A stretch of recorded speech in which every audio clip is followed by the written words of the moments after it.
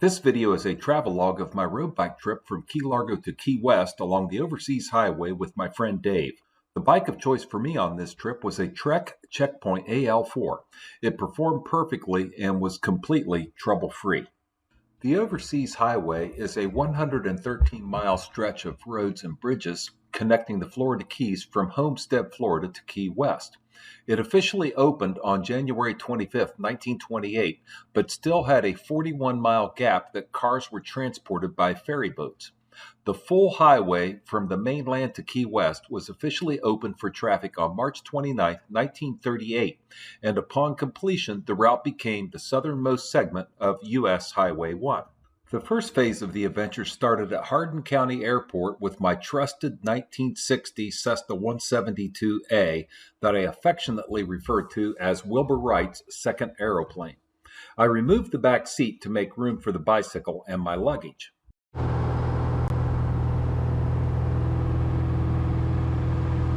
Takeoff was just before dawn, and an hour later I was crossing the Ohio River east of Cincinnati. And Sunday morning welcomed me with a beautiful sunrise at 7:33. My first fuel stop along the way was at Scott County Airport in Oneida, Tennessee. Oneida has a population of just under 4,000 and is named after Oneida, New York, the home of some railroad tycoons who helped develop the town in the late 1800s.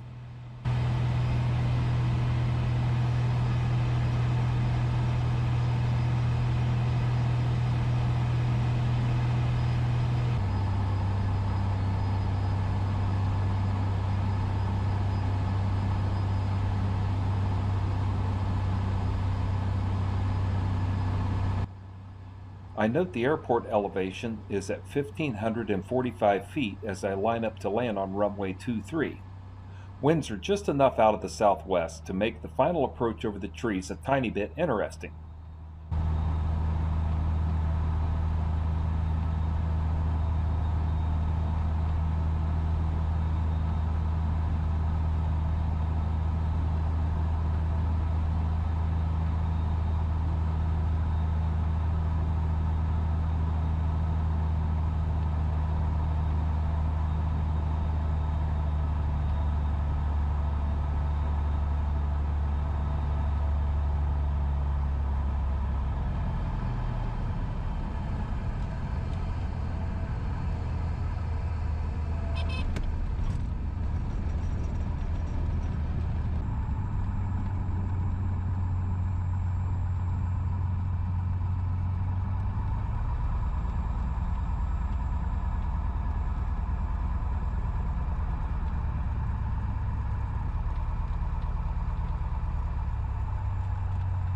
Aviation fuel at Oneida is self-serve, just like a filling station for cars, but $3.95 a gallon.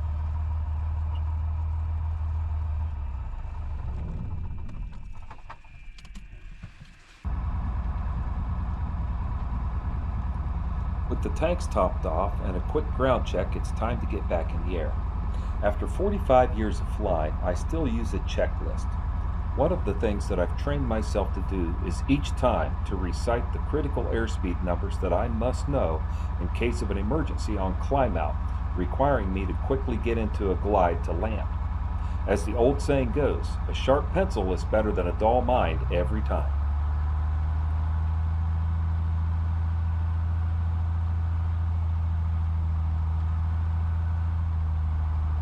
One final check for traffic, and it's time to take the runway and put the mustard to old Wilbur again.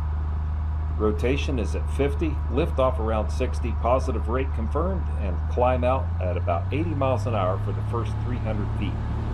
Then flaps to 0 degrees and a nice leisurely climb at 100 miles an hour to the cruise altitude.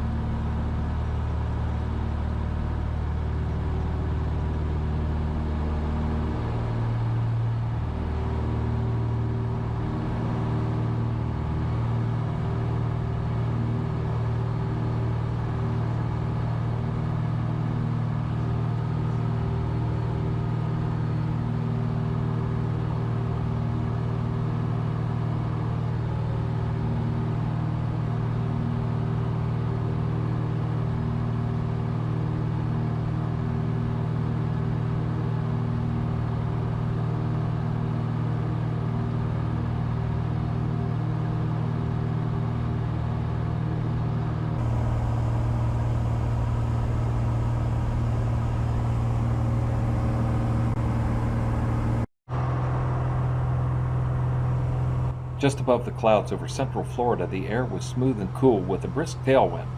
However, my proximity to the clouds was getting close for regulations, so I soon descended below.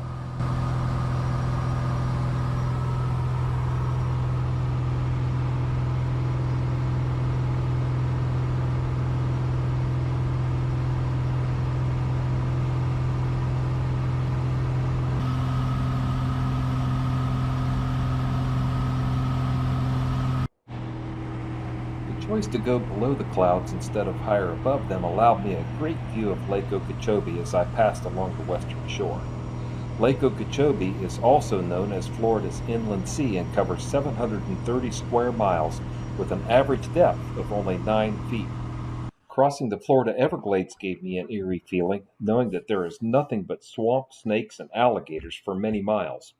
What seemed like an hour only took about 15 minutes, and then the civilization of Miami finally appeared off to the east.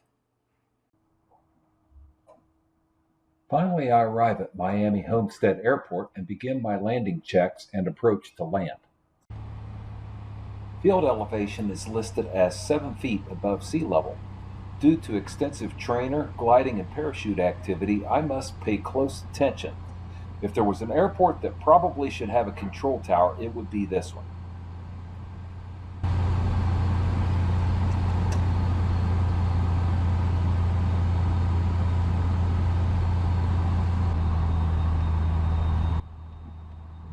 Winds are 15 knots, gust to 25, but mainly right down the runway as I line up to land on runway 28.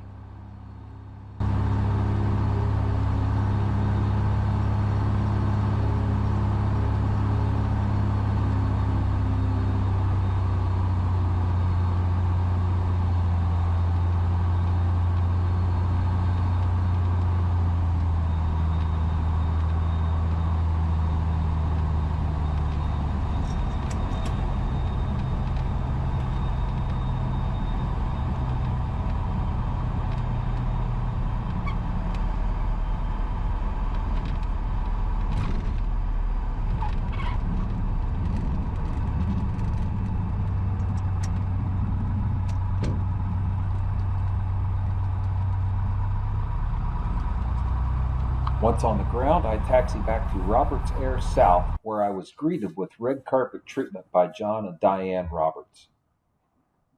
And please make sure to tune in to part 2 for an aerial circuit of the Keys just ahead of our 102-mile bicycle adventure from Key Largo to Key West.